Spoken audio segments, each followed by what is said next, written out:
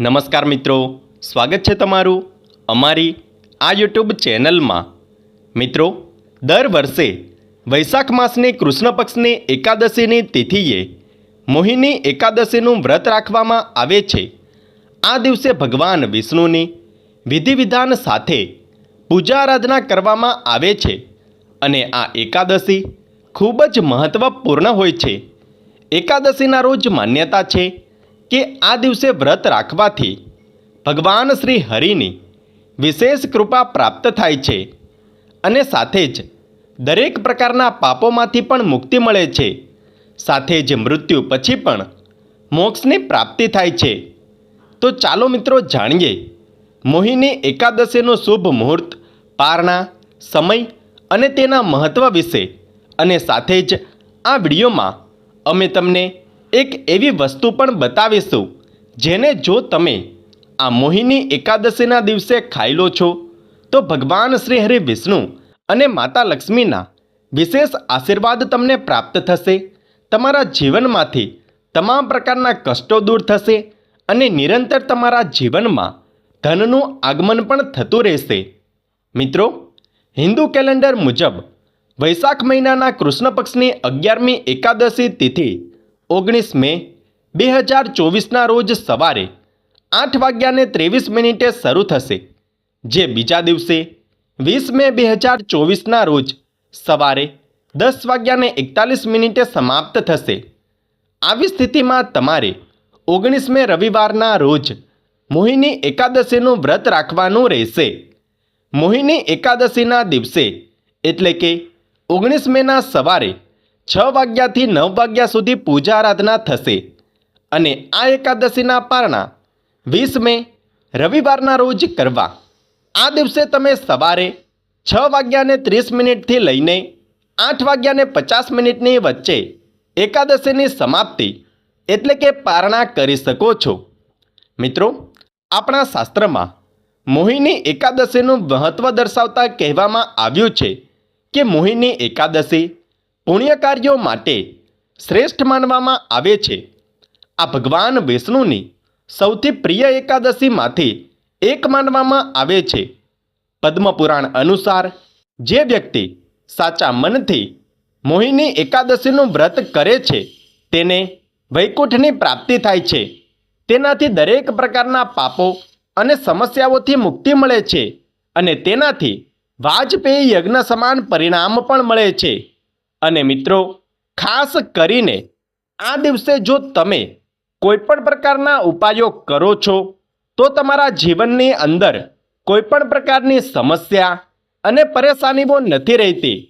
મિત્રો, જો તમે પણ ઈચ્છો છો કે ભગવાન શ્રી હરિ વિષ્ણુ અને માતા લક્ષ્મીની કૃપા હંમેશા તમારા પર બની રહે અને તમારા જીવનમાંથી ગરીબી દૂર થાય, તેમજ જીવનમાં તમારે કોઈપણ પ્રકારની સમસ્યા અને પરેશાનીઓનો સામનો ન કરવો પડે, તો તમે આ એકાદશીના દિવસે આ એક વસ્તુ જરૂર ખાઈ લેજો।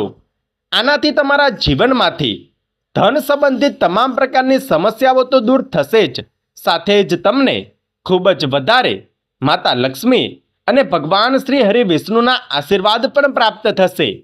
મિત્રો, વૈશાખ મહિનાની આ એકાદશીના દિવસે આ એક વસ્તુ ખાવા માત્રથી જ ભગવાન શ્રી હરિ વિષ્ણુ, માતા લક્ષ્મી અને ભગવાન ભોલેનાથની અસીમ કૃપા પ્રાપ્ત થશે।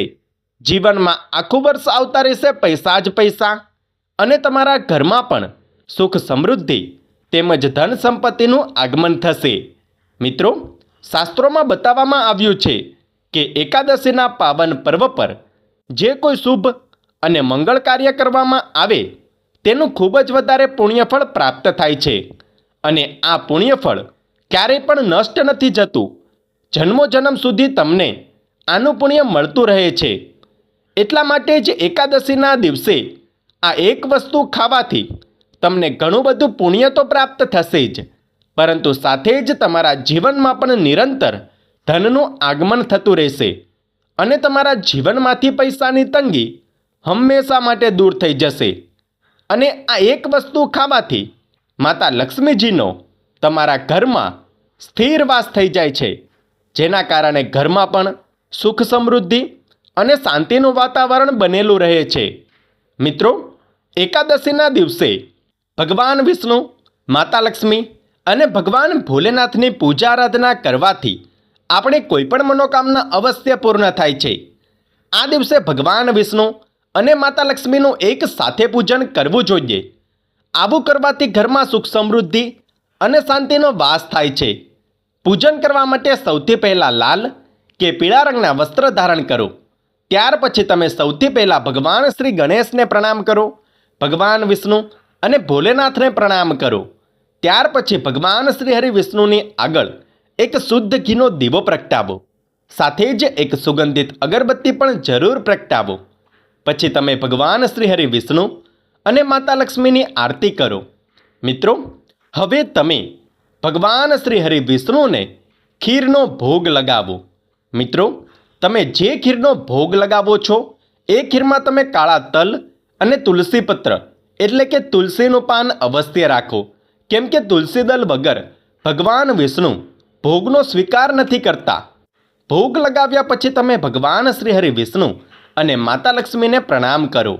ત્યાર પછી તમે સૌથી પહેલાં ભગવાન વિષ્ણુનો મહામંત્ર ઓમ નમો ભગવતે વાસુદેવાય, ઓમ નમો ભગવતે વાસુદેવાયનો 11 કે 21 વખત જાપ કરો. ત્યાર પછી તમે થોડા સમય સુધી આંખ બંધ કરીને હાથ જોડીને ઓમ મહાલક્ષ્મી નમઃ, ઓમ મહાલક્ષ્મી નમઃ આ મંત્રનો જાપ કરો.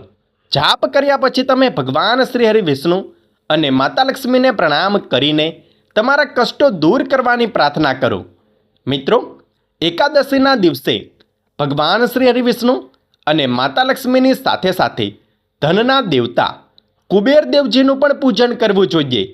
આવું કરવાથી ધન સંબંધિત સમસ્યા દૂર થાય છે.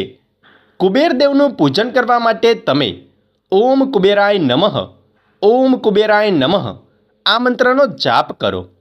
પૂજન કર્યા પછી તમે ભગવાન શ્રી હરિ વિષ્ણુ અને માતા લક્ષ્મીને જે ખીરનો ભોગ લગાવ્યો છે એ ખીરને તમે તમારા પરિવારની સાથે પ્રસાદના રૂપમાં ગ્રહણ કરો. અને જો તમારા ઘરમાં કોઈ નાની કન્યા હોય તો સૌથી પહેલાં તમે આ ખીર એ નાની કન્યાને ખવડાવો અને ત્યાર પછી પરિવારના બીજા સદસ્યો આ ખીરને ગ્રહણ કરી શકે છે. મિત્રો, એકાદશીના પાવન પર્વ પર આ રીતે ખીર બનાવીને ભગવાન વિષ્ણુ અને માતા લક્ષ્મીને ખીરનો ભોગ લગાવીને આ ખીરને પ્રસાદના રૂપમાં ગ્રહણ કરવાથી સૌભાગ્યમાં વૃદ્ધિ થાય છે અને વ્યક્તિનું દુર્ભાગ્ય પણ સૌભાગ્યમાં બદલી જાય છે. વ્યક્તિની કિસ્મત ચમકી ઉઠે છે અને વ્યક્તિને ધન સંબંધિત સમસ્યાઓમાંથી છુટકારો મળે છે.